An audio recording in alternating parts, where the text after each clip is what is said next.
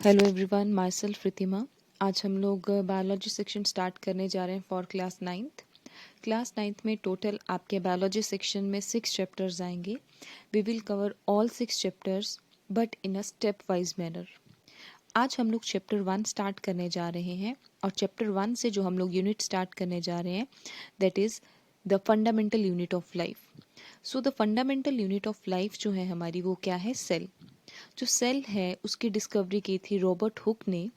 Basically Robert Hooke जो हैं वो कॉक को जब वो स्टडी कर रहे थे, when he was studying the कॉक स्लाइस, उन्होंने क्या ऑब्जर्व किया कि जो कॉक स्लाइस है उसके अंदर छोटे छोटे बॉक्स लाइक स्ट्रक्चर्स हैं। वो जो बॉक्स लाइक स्ट्रक्चर्स हैं वो उनको उन्होंने क्या नाम दिया? सेल्स। और ये जो बॉक्स लाइक स्ट्रक्चर्स हैं ये किसकी तरह थे? ये कम्प्लीटली हनी कॉम्ब की तरह से। जिस तरह से आप अपनी स्क्रीन में देख सकते हो कि जो कॉक स्लाइस थी उसके अंदर सेल्स जो थे इस तरह से बॉक्स लाइक स्ट्रक्चर्स थे, और इन्हीं बॉक्स लाइक स्ट्रक्चर्स को रॉबर्ट हुक ने क्या नाम दिया? इन्हीं बॉक्स लाइक स्ट्रक्चर्स को रॉबर्ट हुक ने सेल कहा। आफ्टर दैट सेल के बाद जो हमारा नेक्स्ट कॉन्सेप्ट आता है दैट इज सेल थ्योरी। जो सेल थ्योरी थी जो वो शेल्डिन एंड सेचवान ने दी। फर्दर उस सेल थ्योरी को इलेबोरेट किया विर्चो ने। सेल थ्योरी में हमारे 3 बेसिक पॉस्टुलेट्स आते हैं, और वो 3 बेसिक पॉस्टुलेट्स क्या हैं कि जितने भी हमारे लिविंग ऑर्गेनिजम्स हैं वो सेल्स के बने हुए हैं, और जो सेल है वो हमारी बेसिक यूनिट है किसकी? लाइफ की। जितने भी न्यू सेल्स हैं वो किससे निकलते हैं? They all arises from the pre existing cell. इस बात को भी हम लोग समझेंगे कि ये जो न्यू सेल्स हैं वो किस तरह से जो हैं वो अराइज होती हैं। फॉर एग्जाम्पल, ये ऑलरेडी आपके पास कोई सेल है। अब ये सेल क्या करेगा? डिवाइड करेगा and it give rise to the 2 new cell. So देखिए यहाँ पे जो आपके न्यू सेल्स बने हैं वो किससे बने हैं? They arises from the pre existing cell. So ये जो थर्ड पॉस्टुलेट है ये बहुत ही इंपॉर्टेंट है कि जो न्यू सेल्स हैं वो किससे अराइज होते हैं? दे arise from the a pre-existing cell. Now the next slide is shape and size of the cell. Now cell की shape as well as size वो किसके ऊपर डिपेंड करेगा? वो डिपेंड करेगा उस सेल के फंक्शन के ऊपर। Means the function of the cell determines the shape of the cell. So सबसे पहले हम लोग कुछ जो इम्पोर्टेंट फैक्ट्स हैं वो डिस्कस करेंगे कि जो सबसे स्मॉलेस्ट सेल है हमारा दैट वाज PPLO। जो लार्जेस्ट सेल है that is ostrich egg, and the longest cell is the nerve cell.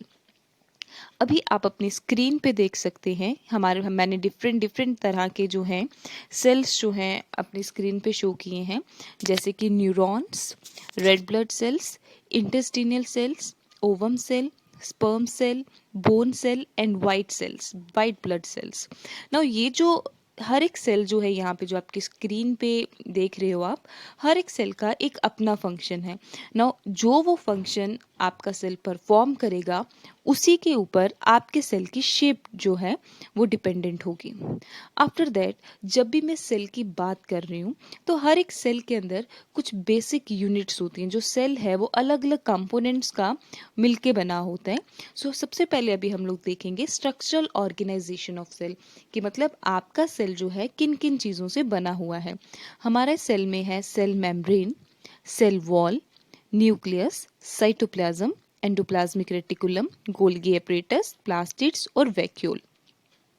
आगे बढ़ने से पहले एक चीज़ बिल्कुल अपने माइंड में रखना कि जो सेल मेम्ब्रेन है ये फर्स्ट कवरिंग रहेगी in case of animal cell, and cell wall जो है ये फर्स्ट कवरिंग रहेगी in case of plant cell. मतलब प्लांट सेल में आपकी पहले क्या आएगी? सेल वॉल, और आफ्टर सेल वॉल आपकी क्या आएगी? Cell membrane. जो आपकी सेल मेम्ब्रेन है वो प्रोटीन्स और लिपिड्स की बनी होगी, और जो आपकी सेल वॉल है वो सेलुलोज की बनी होगी। सो चलिए अभी हम लोग सेल का स्ट्रक्चर जो है वो देखते हैं। कोई भी सेल है, चाहे वो प्लांट सेल है चाहे वो एनिमल सेल है, उसके अंदर क्या होगा? डिफरेंट ऑर्गेनेलिज जो हैं वो प्रेजेंट होंगी। कुछ ऑर्गेनेलिज जो हैं प्लांट और एनिमल सेल में कॉमन होंगी, वेरस कुछ ऑर्गेनेलिज ऐसी होंगी जो प्लांट सेल में प्रेजेंट होगी लेकिन एनिमल सेल में प्रेजेंट नहीं होंगी।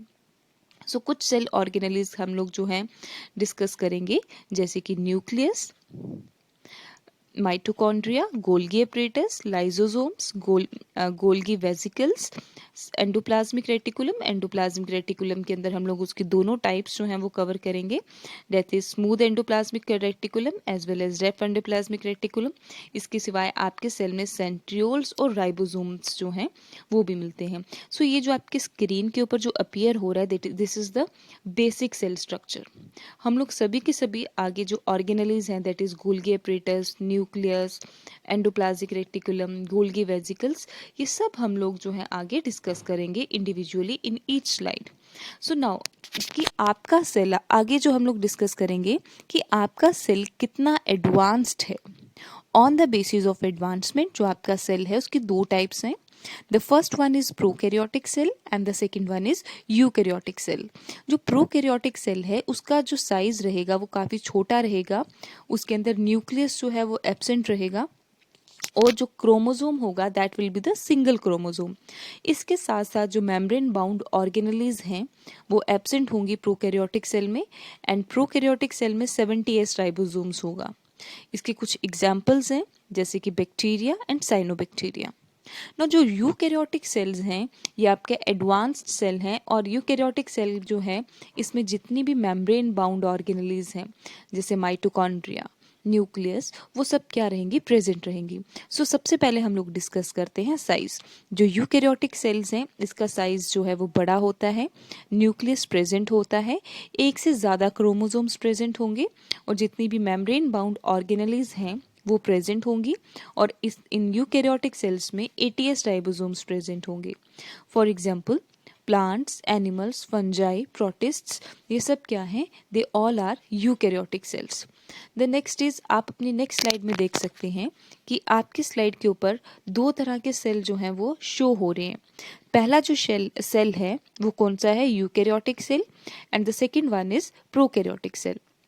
आप यूकैरियोटिक सेल में देख सकते हैं जो मेम्ब्रेन बाउंड ऑर्गेनेलीज हैं, ऐसी ऑर्गेनेलीज जिनके आगे पीछे मेम्ब्रेन रहती हैं वो प्रेजेंट है, जैसे कि यूकैरियोटिक सेल में माइटोकॉन्ड्रिया प्रेजेंट है, एंडोप्लाज्मिक रेटिकुलम प्रेजेंट है, न्यूक्लियस प्रेजेंट है।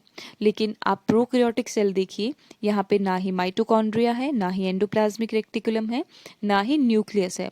और आप प्रोकैरियोटिक सेल में देख सकते हो जो न्यूक्लियर मटेरियल है वो स्कैटर्ड है किसमें, सेल के अंदर।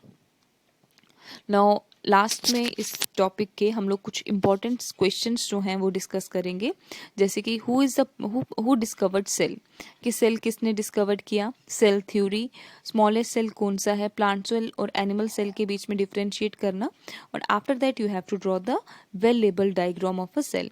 ये सब क्वेश्चंस जो हैं आपको आपकी जो नेक्स्ट जो भी मेरी वीडियो होगी वहाँ पे आपको मिल जाएंगे, बट बिफोर दैट हम लोग सेल ऑर्गेनेलीज जो हैं डिस्कस करेंगे इंडिविजुअली। Thank you.